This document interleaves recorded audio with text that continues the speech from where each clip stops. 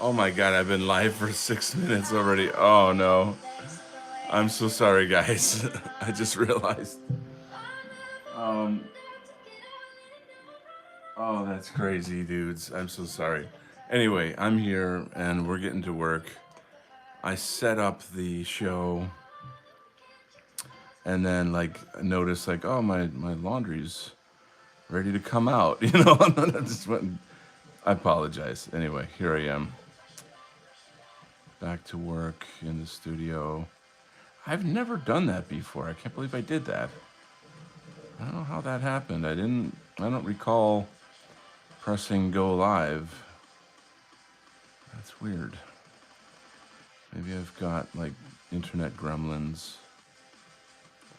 Anyway, we're here. It's now. And it is time for some Alliance graphic novel insanity. So let's zoom in on this fellow right here. This here, um, Mr. Hyde. Mr. Hyde. Who do we know in the movement that has the name Hyde?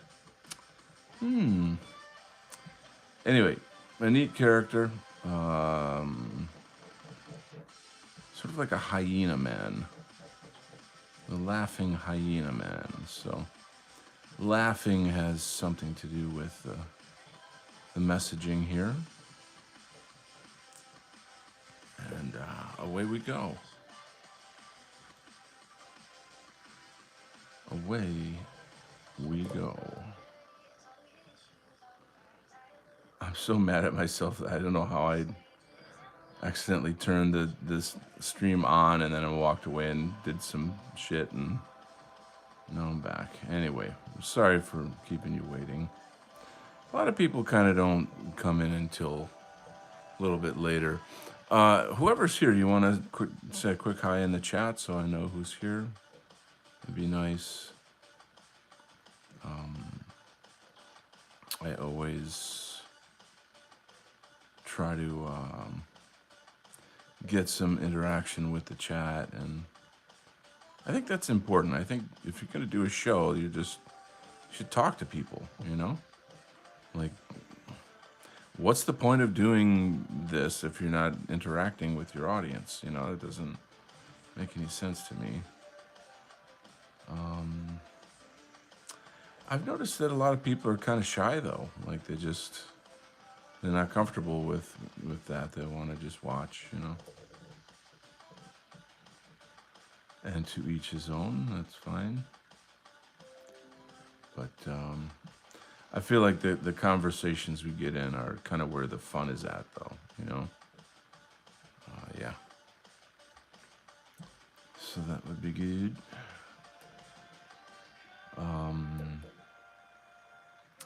Maybe I can later, like when I'm done streaming, I can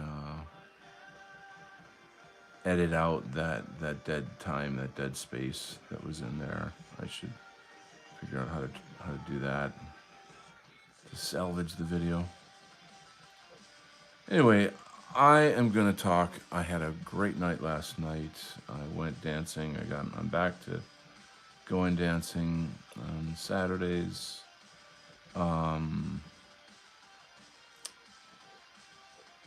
And this DJ was from out of town. We had like a local DJ and an out of towner, and it was mostly drum and bass. So you know, I usually go dancing to house music. I do love drum and bass, like a little bit of jungle in there. And oh man, this DJ went hard. Like, but what was especially wicked about it is that he played a lot of the classics. And you know, when I was younger, I kind of got into that stuff when I was living in New York City, and it's just freaking insanely cool stuff. It's just crazy cool. So hearing songs that I was familiar with from my youth was such a blast, you know. And I'm like singing along. I'm like the only one at the club who knows the words and stuff like that. But anyway, and then I do have a good buddy, this black dude actually that I meet up when we go out, and he knows all that stuff. He's older like me, so he knows the classics and stuff like that. But man, dude, we had a freaking fantastic time. So much fun. Great energy. And I got a couple phone numbers. Hey, Don Juan from Taiwan, working the magic. Hello, ladies. So back in the game again, I guess. But just lightly, just for fun. Nothing serious.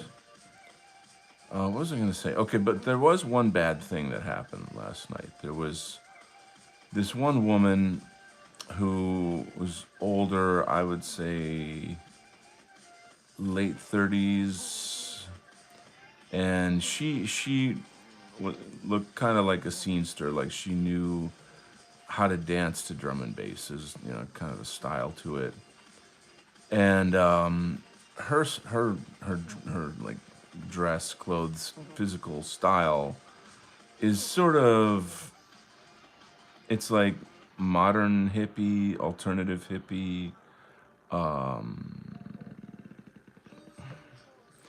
of inner city. I don't know. It's a certain type of a style. It's hard to describe. But these women are always like radically feminist and very, very liberal. Very, very liberal. So it's a, and the thing about like these modern hippies is that they're extremely, what's the word, bipolar, very, very bipolar. So you got to really watch.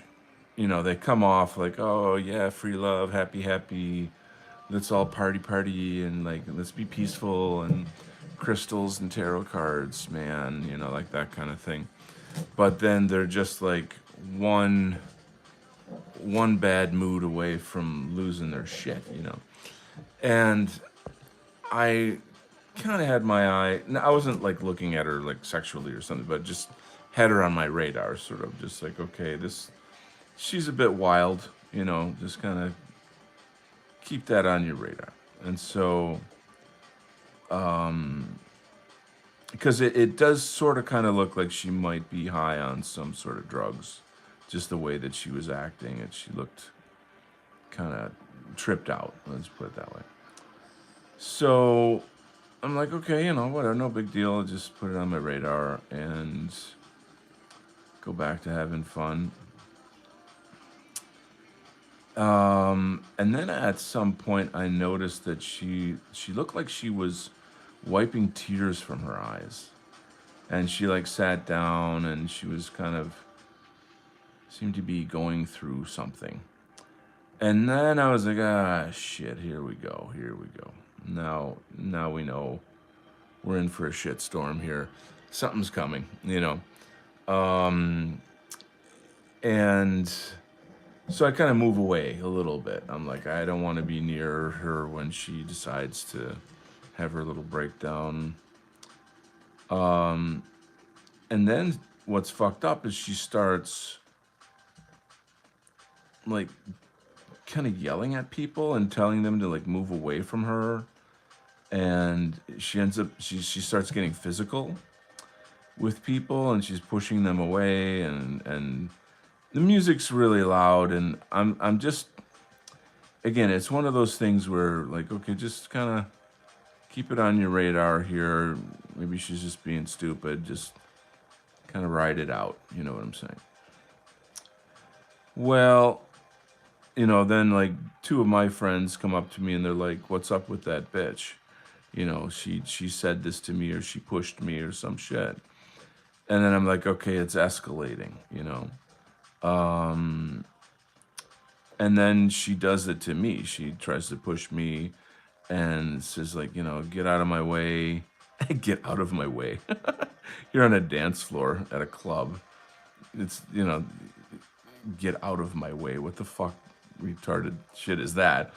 And then she just starts insulting me like you can't dance, and which is a really stupid thing to say. And the music was loud and I was ignoring her, so I wasn't really trying to hear what she had to say. And definitely not engaging, obviously, right? So I realized, like, okay, this is just, this is gonna pop off. This is gonna pop off at some point here. And then she goes after this younger group. They look like they're, you know 21 or something, like college kids.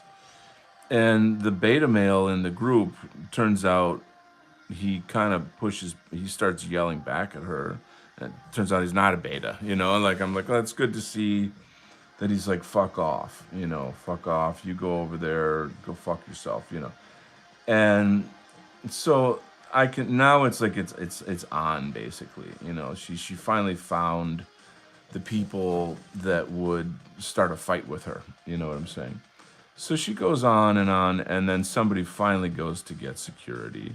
And I happen to be buddies with the security guard at this club, huge dude. I mean, literally just his physical size is like, yes, sir, no, sir. Like, he's a just a sweetheart. He's like a big bear, but whatever. Anyway, so he's on his way, and the owner of the club comes in, another guy I know, and it's like, okay, ma'am, you're gonna have to leave, and she there was really nothing she could do. She had to just cooperate, and I'm sure she was bitching and kind of, you know, make a show out of it, or just be a stupid bitch, whatever. But yeah. Keep on walking, keep on going, on your way, And that was kind of a shitty way to end the night, to be honest. It was because it was right about closing time. And, it's like, that's too bad that happened. But it doesn't take away the fact that, like, I still had a fantastic night and, enjoyed seeing friends again and got, like, crazy exercise. Like, I don't know, when did I get there? Like 11, 12, 1, just like, you know, 3 hours of just destroying it, getting out there and killing it and having a great time.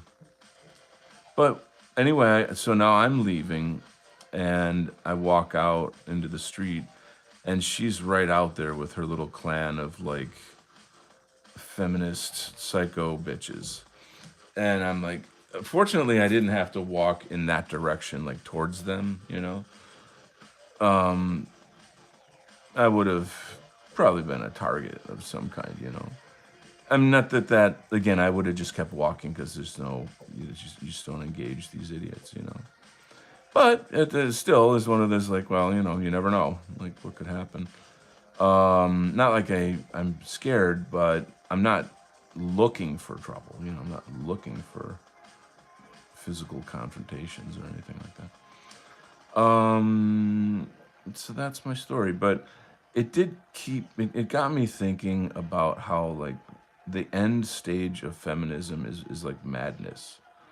I mean, that should be a meme, the end stage feminism, and then just show these, like, insane late 30s women with no children, no lovers, no friends, other than more cat women, more of these angry feminists. And just to sort of show, like, this is what you get, if you're going to invest in this ideology, in the end of the day, you'll go mad, you know, you'll be making public scenes and, crying at dance clubs and getting kicked out of locations and this and that. Pretty horrible. I mean, in a sense, of course, it's sad. Obviously, it's sad.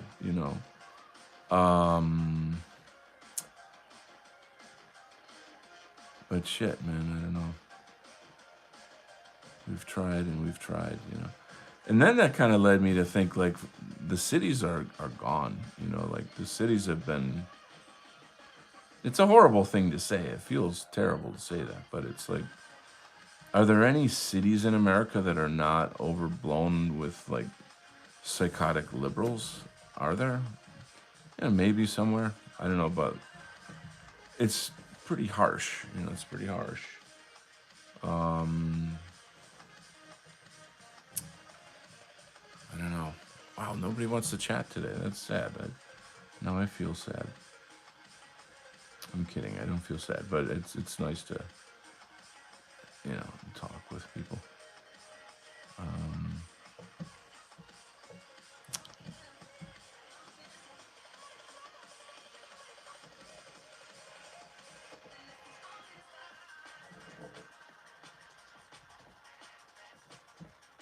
so what else is going on? I'm really afraid we're not gonna get this book out by Christmas. Just you know, life is a shit show sometimes. You know, things happen, this and that, and the next thing. I feel like the holidays is like bottleneck time. It just always seems like everything bottlenecks around the holidays, and it's really hard to get things done. Um, we'll see. We'll see how it goes.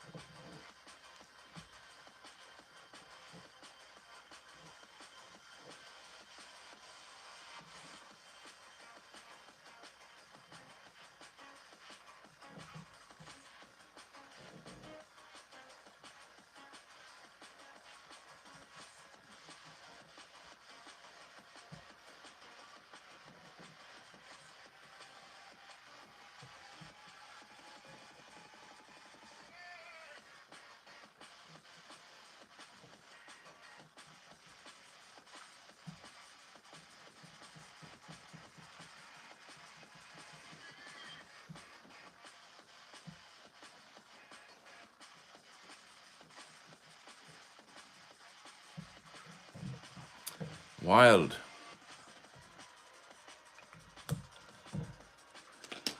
I guess everybody's watching the football game or something. I suppose that's probably where they are. A friend of mine was trying to convince me, oh, you'd like football if you really got into it, if you checked it out. Oh,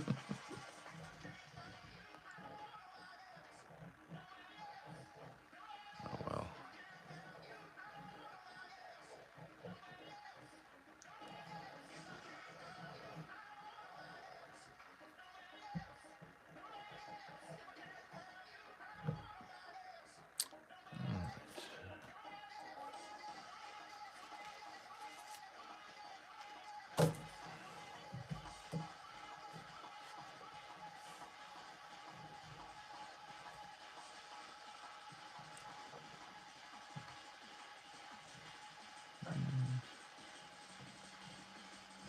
No.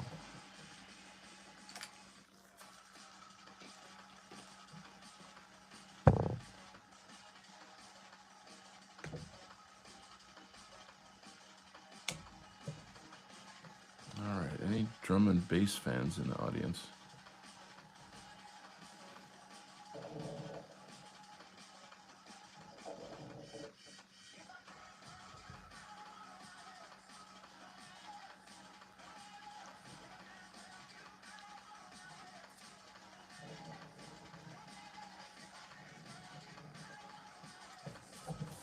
All right.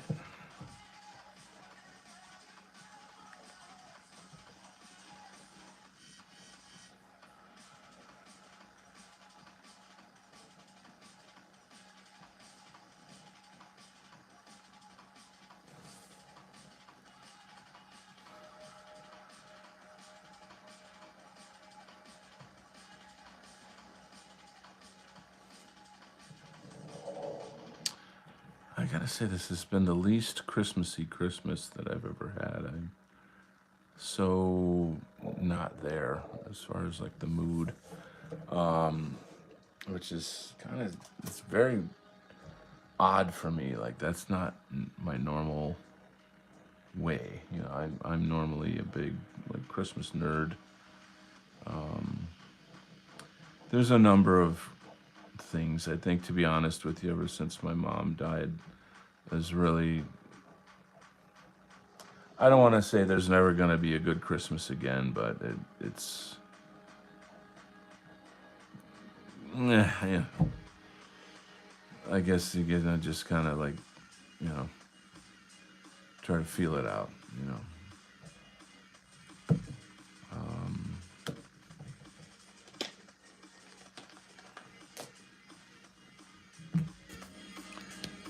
I still have little traditions that I will keep.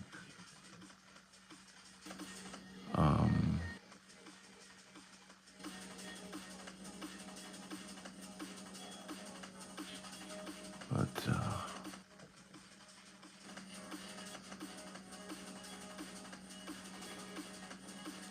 maybe when it gets closer to Christmas, I'll have a bit more of a feeling for it.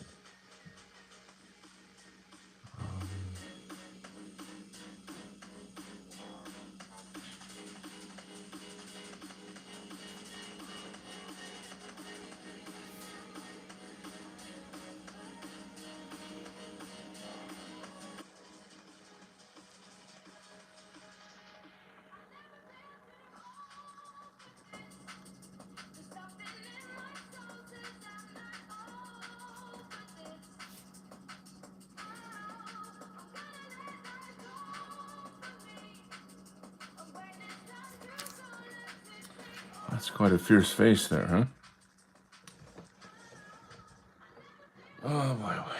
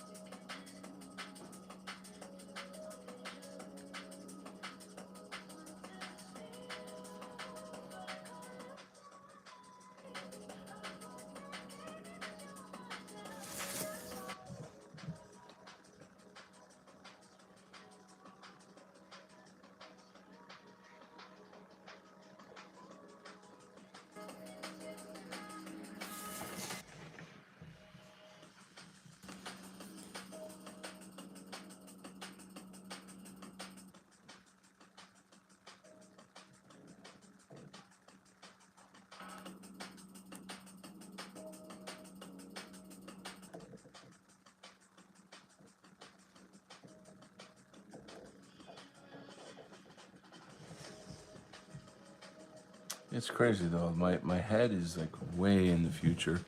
I was just thinking about all the things I'm gonna do next year. A lot of changes, a lot of plans, big goals, big goals.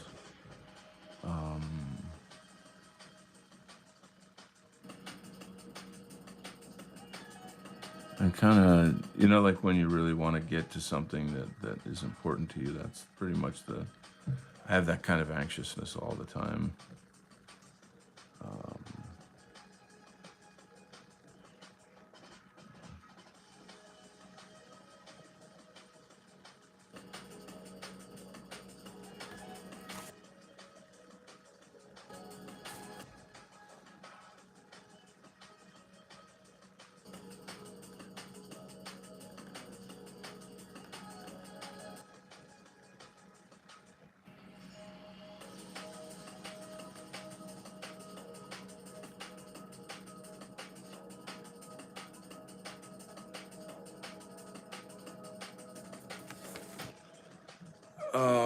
Carlo Tapuig is here. Do you watch Pierce Morgan versus Fuentes? Yes.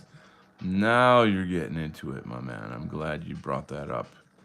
Um, it's obviously like the huge thing on the internet right now.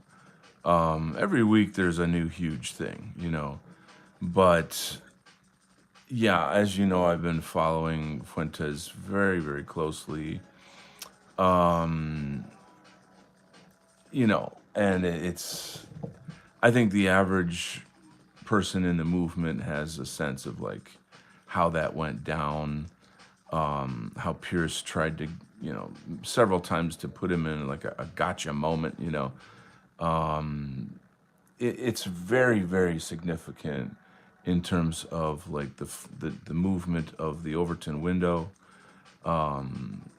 the, you know, showing the public how the younger generation is off the radar or off the reservation. They're not, you know, succumbing to the old Jewish narrative, the Holocaust, all these various things. There's many people out there doing commentary on it, very intelligent.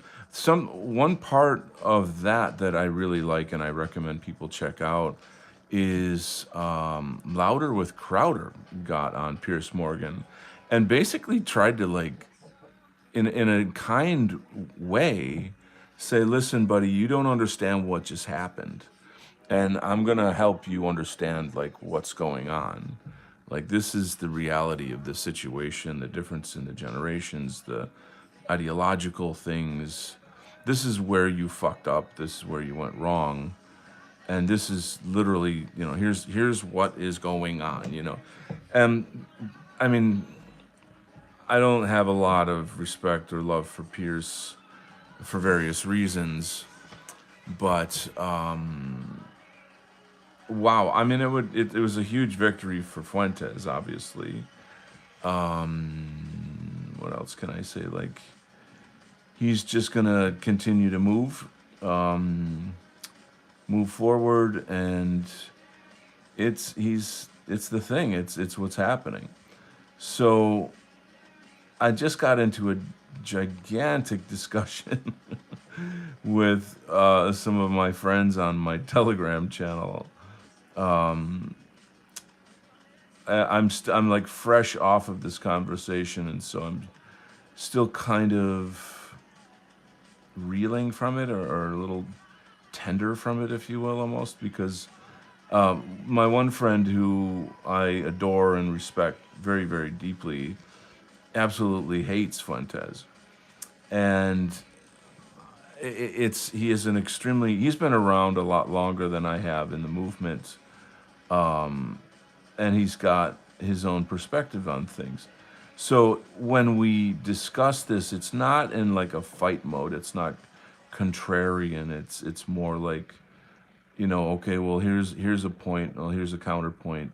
Okay, here's another point. Here's a counterpoint. You know, and we kind of go back and forth to try to figure out what's really going on. It's really great. It's a very very, very good conversation. I'm still not convinced that like Nick is a Fed, or any of these kinds of things.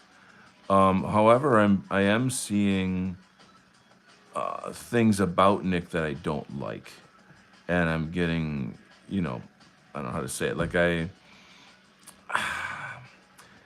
think that we have this impression in this movement that if somebody shares a clip or says some positive things about somebody at some point, that we somehow come off as like cult members of that particular person. And I'm not saying I've never been sort of guilty of you know, being like, you know, a fanboy of certain people at certain times in the past so many years. But I'm more at a place now where I guess you could call me like a meta politician. And that means that I try very hard to look at things meta-politically. What is meta-politics? It's more like, I mean, try to imagine if you were trying to predict weather patterns. And you're like, okay, we need to know what are the weather patterns in order to, protect people from storms, or, how is this going to affect the crops, or just basic, basic stuff like that. And so I look at politics, I try to look at politics from that perspective. So I think of it more as phenomenons that happen and interact with each other. It's kind of a passionless way to look at it. Let's say hello to Yoke Bedalea Brandon De Leon. Brand De Leon. Hello, hola to Yoke. How are you? I'm doing pretty good, buddy. I appreciate your asking. How are you? Feliz Navidad. Hope you and your family are doing well on this fine Sunday. I'm talking about Nick Fuentes. Do you know who he is? What are your thoughts about Nick Fuentes? Carlo, what are your thoughts about Nick Fuentes? Give me some feedback here, guys. I want to have a little convo. See what your thoughts are. Like it or not, Nick Fuentes is the big event. He is the fulcrum of politics now. The plan, if you want to call it that, is for the Groypers to split MAGA in half, which I think MAGA's already split, to become the alternative, and then to make demands on the GOP, on the Republican Party, to have America First policies, which are obviously going to include cutting off Israel, AIPAC, all the shit that the Republican Party doesn't want to do and is like set up to do. You know what I'm saying? And then if they don't, then the end result is that the Democrats will automatically win, whatever is to come. Because if you take half of the Republican votes and they don't vote, they kind of like in a civil disobedience kind of thing where they boycott voting, that's gonna fuck the Republican Party, But at this point, there's not really a lot different between the Republican Party. It's all controlled by the Jews. Trump is the deep state. It's over. It's over. So, the younger generation's not putting up with the shit anymore. They get it. They're angry. They're totally disenfranchised. Blah blah blah. Let's see. I'm Spanish. From Spain, or from Central South America. Yo también hablo español y inglés inglés. Okay, very good. I'm sorry I don't speak Spanish. I apologize, but there you go. So hello to Carlos says I'm from Spain. Wow. Now I have all the love and respect for you. Absolutely, all the love and respect. Not to hate on the the people who speak Spanish over here in the Western Hemisphere, but we have a lot of problems with Hispanics. A lot of, they're very, very, very criminal people. A lot of problems. So whenever I hear Spanish, I get that feeling of like, oh God, here comes a criminal. You know what I'm saying? But obviously, if you're from Spain, that's totally different, right? So let's carry on. What is the story here? I think I'm gonna have to shut my blinds because the lighting is all fucked up on this. So give me 10 seconds to do that, and then you can see the art better. We'll get into some conversation. Hippocratic oath. Oh my God, dude, I miss you, man. Where have you been? Happy Hanukkah, Goyim. What are the drawing? I'll get into that in a second. Yoke says, I'm from Republic of Dominican. Okay. Well, I've been to Puerto Rico many times. I know you guys don't like each other, but I love merengue. I'll tell you that. I love merengue. Don't hate on Spanish until you go to Argentina. Beautiful Spanish. Oh, okay, okay. I'm there. I'm there. And you, and you, and you what? I missed the context. Oh, well, I'm American, obviously. I think that's obvious. Okay, hold on.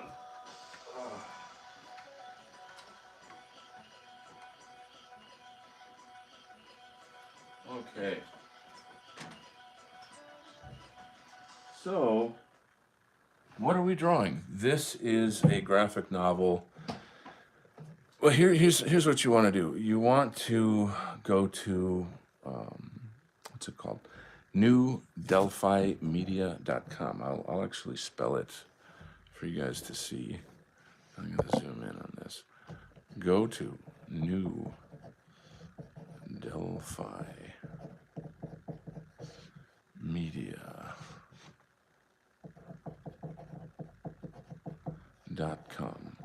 That is the company that is financing this graphic novel. And it's not just another comic book. It's not just another comic book. This is culture bending. It's a kind of a, I describe it like a roller coaster ride on through a fun adventure where memes and political influencers are superheroes and supervillains. So if you're new to the channel, there's super fast review. This page right here is kind of let me back out. It's like a good example. So I fixed this in Photoshop, but it was white ass niggas going hard as fuck. So this is kind of a play on Nick Fuentes. CAC, you guys, if you've been in the alt right or know anything about the far right, you know about CAC. The Dr. Jekyll, Mr. Hyde here is a reference to Sam Hyde. You've probably seen the Yes Jack, the Yes Jack. If you've ever seen a meme, you must have seen that guy. We got Hotep down here, and then, Groypers or Froggers, as we call them in here. So, this is just one page out of like 200 pages. So there's a lot of content, a lot of meaning, layers of meaning. If you go to newdelphimedia.com, you can see animations, cartoons, all kinds of cool stuff that bring these characters to life and learn more about it. So, and of course, order your copy today. Da-da-da. So there you go. All right. So, Mr. Hippocratic Oath, what is you doing, yo? What's new, bruh?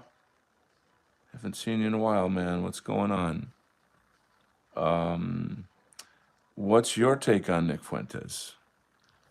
Because like you're one of the dudes that I really, really, I really respect your political opinion. You've got excellent analysis. You've got excellent resources for, looking at and analyzing politics, etc.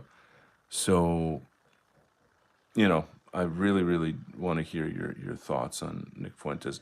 I'm not even sure if you're actually following what he's doing, but that is like, as far as I can tell, I would say that's like really where everything is happening right now.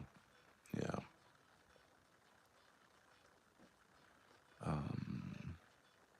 So if you could give me your insights, I would be mucho apreciado.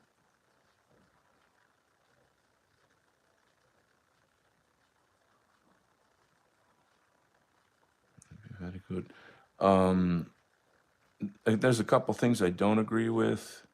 I think that he's terribly wrong on the death of Charlie Kirk, meaning all arrows point to Mossad.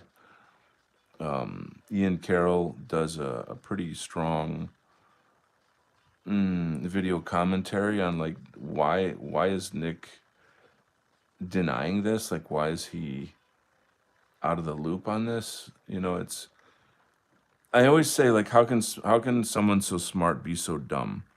And then a lot of times people, intelligent people who are, in politics or elsewhere, they'll say things that are intentionally wrong in a sense, and as such they're protecting themselves from something. So this is kind of my view about, like, why is he not acknowledging all the data on that murder? You know what I'm saying? um and then today one of my best friends showed me a clip, or rather a meme, I guess, of Fuentes saying that, like, yeah, we got to get digital ID. That's the only way to know who's like the illegal voters or the real voters. And when I saw that, I was like, oh man, I just lost like a ton of respect for Nick when I read that. A ton of respect. I'm like, oh, something's very, very wrong here. And here's the thing, though, like, he had another interview with Richard Spencer. And during the interview, there was this kind of tone of like pompousness. I don't know how to this kind of contrarian, like, we know everything and everyone is a plebeian kind of bullshit. And that's very, I love Richard Spencer, and I mean, I really do. But like, I don't love that. You know what I'm saying? Like, I don't like that about him per se. And so I'm getting kind of a bad vibe in terms of, like, is Fuentes sort of mentoring in this contrarianism? Let's move on. Don't hate da da da. Red. Heck, this is a Hippocratic Oath says, can you show the white ass sneakers going for? Okay, I'll show that again. But like I said, I wrote it wrong. Like, physically, I wrote it wrong. So when I put the page into Photoshop, I erased that, and then it's supposed to be WANGHAF. So, like, whatever. Again, that's not the proper vision of it. But this no, it's not Nick Fuentes. It's not Nick Fuentes. I just make that clear. Like, all what do you call it? All, what's the fucking phrase for this? It's like a legal word where, like, it's a reference to, it's a nod to, like, this guy's got a goatee. He's and he's trad cat or trad cath, like trad Catholic. Do you get the concept? So that's a perfect example of, you know what this whole the novelty of this graphic novel is based on these concepts. Now, there's many, many other people in politics and culture that appear in this story. Moving on, hypocrite. I'm working like a dog, year end, quarter end, month end. Yeah, I keep an eye on Nick, but work is insane. Everybody wants their projects down before the end of the year. I'm okay, and have Indians in the way. Oh God. Oh boy. Oh boy. Okay, I hear you. Fascinante. I just learned a new Spanish word. Thank you. Say hi. Um, there's our lead character, Uber Chad, with his gold nanotechnology suit. Should I leave or stay, dude? Why would you leave? Don't leave. There's no reason to leave. Hippocratic Oath says, okay, never mind then. I was going to actually, it's misspelled. You were going to tell me that it was misspelled, right? I know. Whatever. It's been resolved. So thank you very much. Now I'll show you something else. This is another page. There's this character here.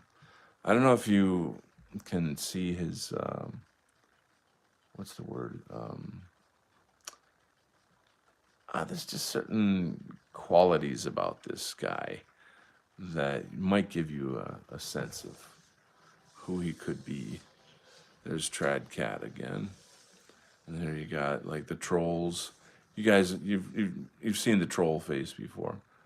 The town crier. is Jordan Peterson. Because you see how he cries on his like interviews. He gets so emotional about human history. We can't never let the Holocaust happen again. Anyway, please stay, dude. You don't have to be quiet. Um, well, yeah, I get it. So you're just busy basically. So that's fine. Um, don't worry about it. Um, so I am going to be on Millennial on December 29th at 7 p.m. Eastern. Now, if you're in the dissident right, you'll know that that's a huge deal. That's a big, big deal. Um, Millennial, his show is essentially once a year he does this big show, and it's a place where he'll feature new talent, uh, classic. You've got people like Jared Taylor is going to be on there. You got a lot of big dogs that come on and do kind of like a yearly update of the movement. Whatever's going on in the movement and things that they've done, stuff, things of this nature. So now I'm not new, and I was on Millennial many, many years ago. That's in many ways how I got started, as under a different name. But so he invited me back, and I've got a lot of major announcements. Hippocratic Oath, I'm primarily talking to you because you know me and what I do and stuff. But there's an organization that I am on the committee of. We're essentially trying to sort of restart the White Art Collective, which is a pretty monumental event in the movement if you think in terms of like what that used to be, what it meant, what it takes. And it's a new time, so like there's many, many new creators out there. Like it's insane how many new creators there are out there. Um, so that's a big deal. I'm going to be starting a new show on Thursdays. It's called Imperium Calling, Nationalist Culture Review. And so we're going to obviously create a platform for the artists in this organization, look at their work, help them sell their work. And it's in many ways a kind of a form of advertisement. I'll be promoting other people in the movement that are doing important things. I'm going to continue to promote Arval, Return to the Land, who I interviewed already. I'm going to have a segment dedicated to Culture Thug, so people can learn about Third Position. I've recently decided that I'm going to do some kind of programming for community building, and have like a call to action for artists to work on given themes, create, and then show that on the on every week basically. It's a number of things like that. Look at some funny reels, and I'm also thinking of finishing the show on a prayer.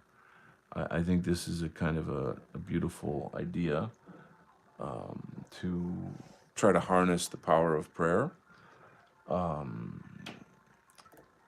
Nobody's ever really done that. I know that there's a lot of animosity between the pagans and the Christians in the movement, so people can do as they wish, but I'm going to go ahead and do this, and I think I'll find some kind of wording that will make it palatable for anybody, basically. It's definitely a means of advertising my books, my art, uh, getting like super chats, making money. I don't have any shame in that. I don't think there's anything wrong with that. I really should have been doing that all along. So I'm really trying to kind of get a hang of that, so to speak. Um, and it's really just meant to be like a great, fun show that people can check out once a week. I want it to have a kind of like a late night talk show sort of quality to it. I just want it to be fun, like a lot of fun. We already have tons of news shows. We don't need more news shows. You know what I'm saying?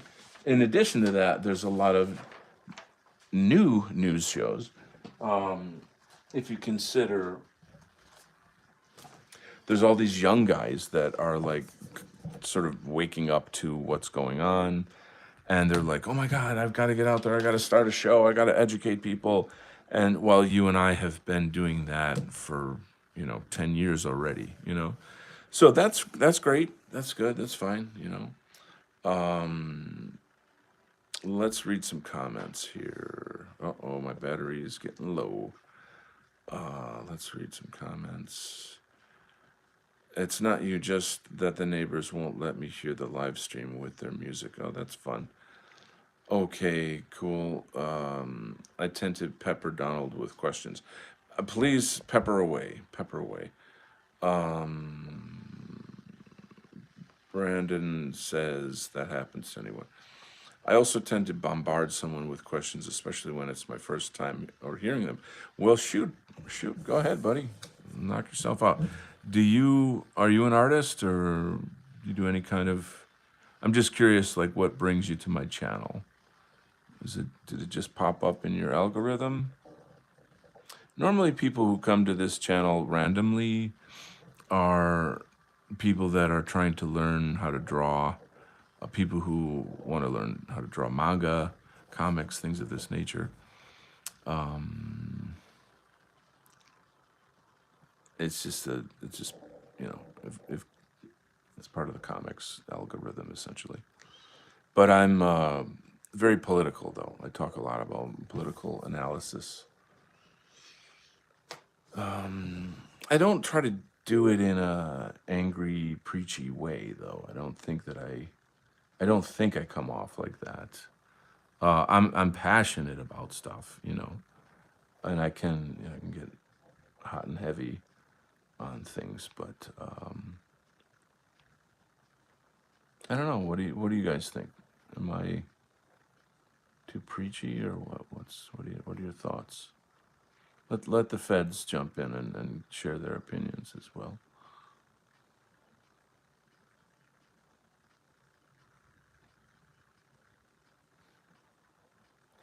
Oh, feddies. What's next? Donald, let's read some questions. Donald, is this the comic with the portal? No, it is not. Is this portal at CERN? Yes, it is. In my other comic, do you know Tracy Twyman? No, I do not. Jason Reza Georgiani referred me to her, and she has been a fun rabbit hole. Oh, tell me more, dude. Tell me more. Tell me more. The whole UFO narrative thing. Huh. That's interesting. Well, what can I say? I mean, I don't know that there's anything terribly new. It's kind of the same stuff.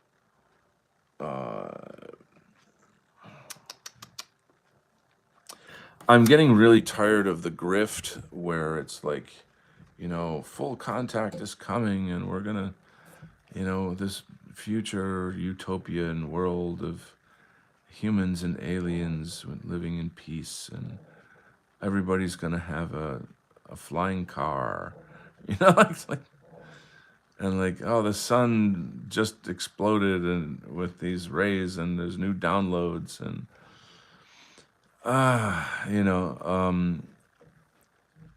what do I say? What can I say? What can I do?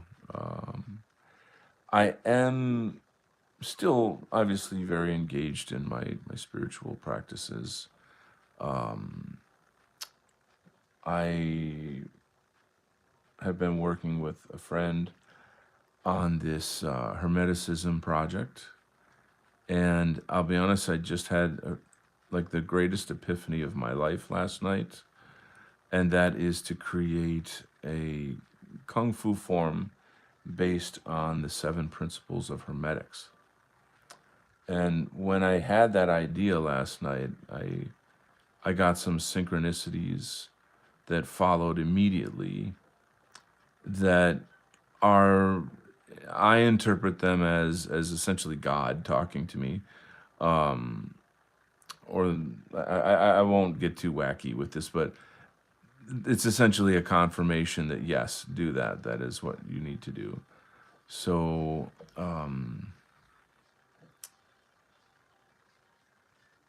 that's something I'm going to endeavor to try. It's funny, I even looked up how to say seven principle fist in Chinese. What was it? Principle's a new word in Chinese, so I don't remember it. Tuilin, I think it's maybe Qi Tuilin Chuan. I think that's what it was. But anyway, that was really just more for fun. However, I need to make it a daily ritual. Like I think that spirituality has to be ritualized. It has to take some kind of a daily practice form. So wow, a lot in that area. That's a pretty wild topic. But on my Substack, the article is, you know, essentially hermetics for the white identity movement. That's the goal of it. That being like, how can we as a movement harness these cosmic principles primarily to help ourselves, to bring benefit to our own lives and empower ourselves. But then secondly, once we have these powers, if you want to call them, these principles under our belts, then we can create what I would call like a white Kabbalah. You know what I'm saying? Kabbalah is essentially Jewish black magic, and it's based on the same principles of Hermeticism. Only Hermeticism is not Jewish; it's Egyptian, and it predates the Kabbalah like a lot, like quite a lot. It's very dense territory. For years, I've kind of researched these things and gone through like swamps and bogs filled with like academic information about this. And most of that information is essentially like, it's essentially about Hermeticism rather than telling you how to do Hermeticism. And that's very, very, very frustrating. Like all this fancy, convoluted, hyperbolic conversation about, blah de blah symbols and histories and big names, and just tell me how to fucking do this, like just give. But in a way, that's almost like, well, no, why not going to tell you how to do this, because there's a lot of power in this magic. There's a lot of power in this magic. So then I discovered Sifu Mark Rasmus, and I took his Hermetics course. What's amazing about him is that he incorporates Chinese Qigong, which is, many call it Chinese yoga. It's, in English, you would say Chinese energy work. And so he has a way of combining Hermeticism with that. It's totally unique. I've never heard of anybody else who does that. Powerful stuff. I'm not a master of any of these things. I'm just a student. So don't form a cult around me. Nevertheless, it's still exciting. You know, I find this stuff very exciting. I'm involved in that.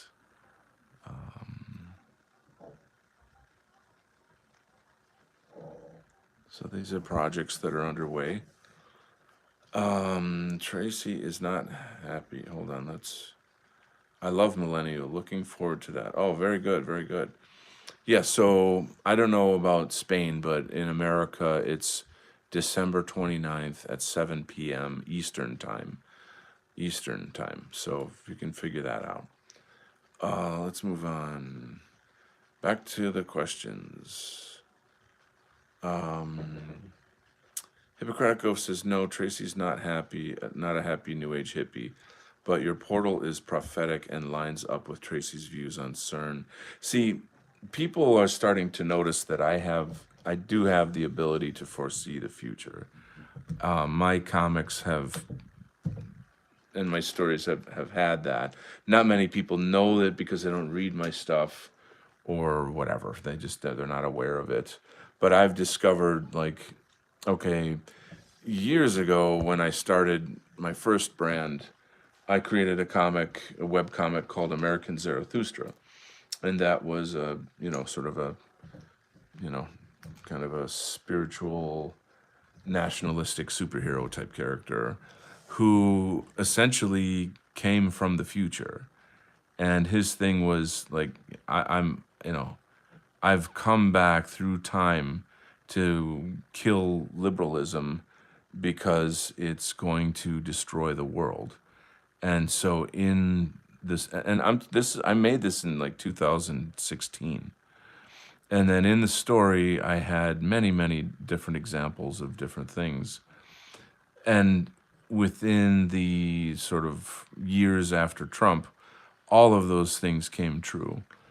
And I don't think that I can see the future as much as I have a talent for just simply looking at the trajectory of things and seeing like this is obviously going to end up here and this is obviously going to end up there and so on and so forth. I think that's all I have to say. Like, it's not a magic power, but it is deeply intuitive. I will tell you that. There's a side of it that is just maybe does have a spiritual dimension to it. For example, I don't want to go too deep on that, but all I'll say is there's something there. I'm just gonna stop at that. The weird thing is how I've had to stop doing Militiaman to start doing the Alliance. Because, like, okay, we got the funding again, so it's time to continue with this. This project has been in develop for years. When the money is there, then we do it. When the money's not, then we don't, and it just goes on and on. And so it's been on and off for a couple of years now. Anyway, here we are, hopefully at the finishing line. And yeah, we are at the finishing line. I don't mean hopefully, we're definitely at the finishing line. But my intent is to get back to Militiaman after this. The thing is, though, I've had like many really huge epiphanies about politics, the movement, dissident right, where we're going. And I've realized like the answers of like, these are the things that we need to do. So I'm kind of trying to think through how can I combine my art and my YouTube show with these elements, with these things that need to be done. You know what I'm saying? So that's a bit of a thing. I don't know how else to put it. I need that to happen somehow.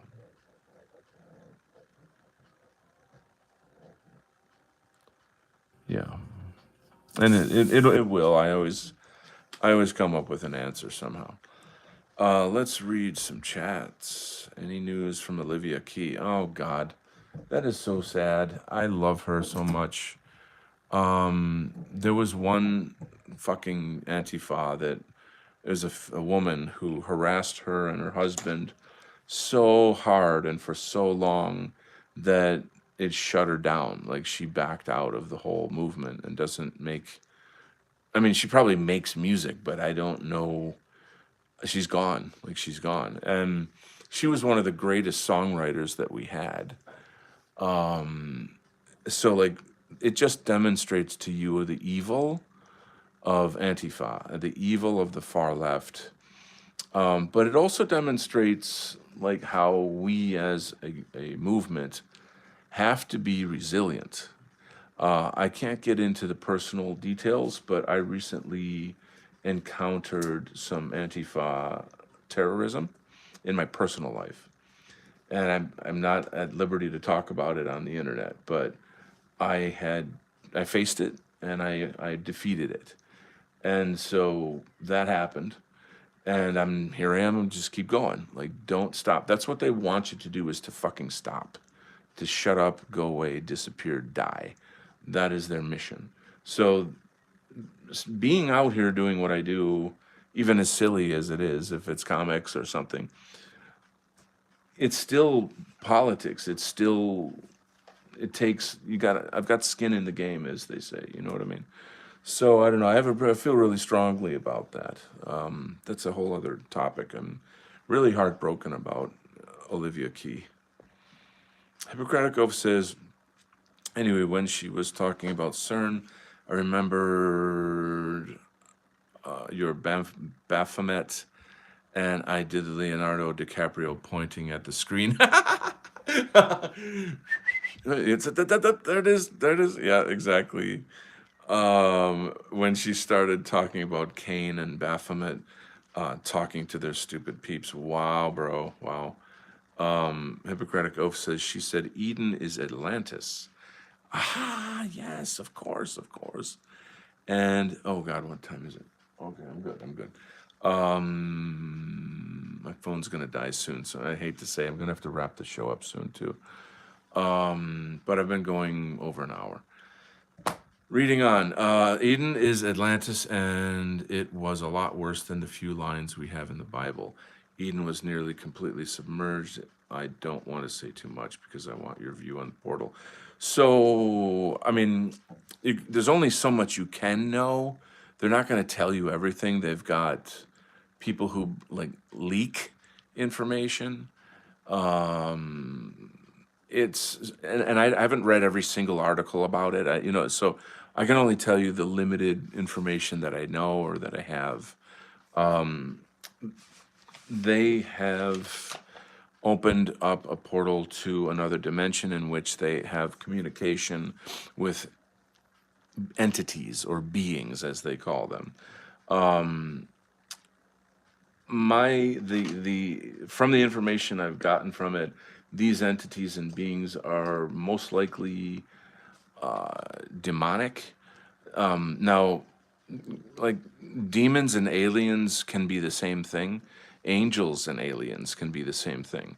So if you're looking through a biblical lens, you would maybe say they were demons. But if you look through, I don't know, like, I'm a Gnostic. I have a Gnostic belief system for now, and I would think that they're part of the hierarchy of demonic aliens that are in charge of enslaving the human race in the cycle of reincarnation to harvest loosh. So that's my personal take. I guarantee most people I just flip their minds by saying all that because they don't know, they don't do the research, they have no access to this knowledge, or they're afraid to know. And that kind of how we police ourselves from not learning the things that we don't want to know because they'd shatter our worldview. So those are my thoughts at the moment. I think that our people, when I say our people, I mean, like, that's not fair. Let me rephrase that. Human beings that are doing these activities are, on the one hand, they want these technologies. They want, like, super technologies, paranormal technologies, alien technologies. And some of them might be in league with these aliens, demons, for the purpose of keeping humanity enslaved. I would say of all time in human history, humans are more knowledgeable and empowered to free themselves from this matrix than ever before. So it is timely in that regard that, something needs to be done to keep the goyim on the farm. Let's see. I'm reading on. No, I want your gut level as an artist shaman. What do you think? So I think I pretty much just shared that. So, it's not good, but it's not entirely bad either. My phone's gonna die very soon because of the fucking battery. But damn, what I'm not personally afraid, okay, because I have a spiritual practice that protects me from these things. And perhaps that's the stuff I should be teaching, instead of just keeping it to myself. I don't really do that because I feel like people are gonna paint me as a cult leader or a wacko. And I just would rather not bother with that. But our true race is in heaven. The Father and I are one. And so the only power the archons have is keeping this illusion, using our mental, emotional histories, memories, attachments to convince us to choose to be reincarnated. They manipulate us to do so. But we have free will, and there's other spiritual sciences that we can practice that will allow us to refuse to come back to this plane. Now, the problem is the fourth dimension is also part of the prison. So when you die, that doesn't mean you're free.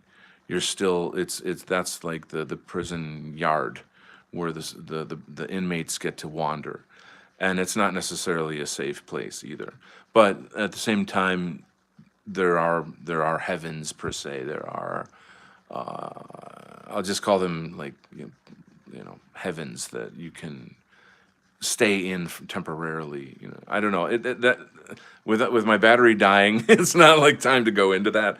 Carlo says sad about the happened to Olivia and her husband. Thanks for the update.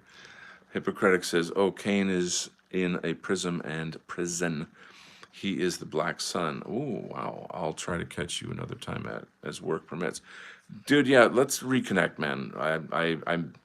I miss you, man. You're an important person in my life. There's not a lot of people I respect as much as you, in terms of like the conversations that we need to have and the analytics that we do on everything spiritual to politics. What happened to you, Carlos? I've got to go. Yeah, don't be afraid. If Tracy can recite this info without fainting, then you can face it. Have a good day. I'll be back later. Say hi. Bye. Okay. Sorry to flood the chat. No. That's what I love. The sad thing is that I have to end the show right now. So I'm very sorry about that, but I will leave you with this beautiful pendant that I recently bought, and you can just enjoy how pretty that is and contemplate the brush and the sword. The pen is mightier than the sword, so it's quite a powerful symbol there. Anyway, God bless you guys. Love you all. Love your people. Take care of each other. Don't eat goy slop. And yes, very Austrian indeed. All right, God bless. I'll be back. As the Terminator says, I'll be back.